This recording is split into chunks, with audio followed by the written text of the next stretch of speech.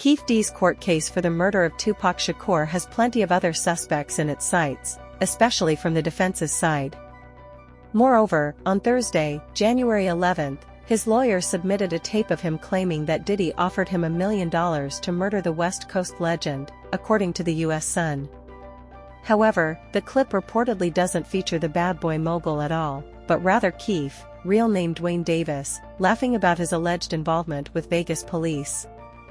Apparently, Sean Combs wanted Pac and Suge Knight taken care of because tensions between the East Coast and West Coast had reached an all-time high.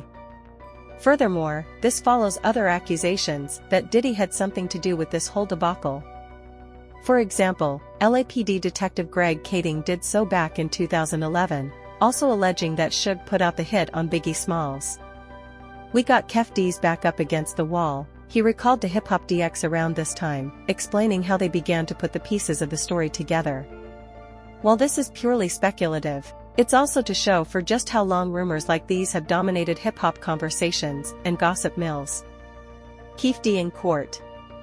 He explained to us that him and his nephew, Orlando Anderson, and the rest of that little Crip entourage, committed the murder of Tupac out in Las Vegas. Kading continued of Keefe D and Diddy's involvement. Then he explains that the conspiracy to commit the murder of Tupac had developed in Los Angeles during his conversations with Puffy Combs. "We realized now that we had some legitimate ownership of Tupac's case, too. Even though the murder took place in Las Vegas, and technically it was their investigation, since the conspiracy to murder happened in our jurisdiction, it gave us a legitimate cause to investigate it.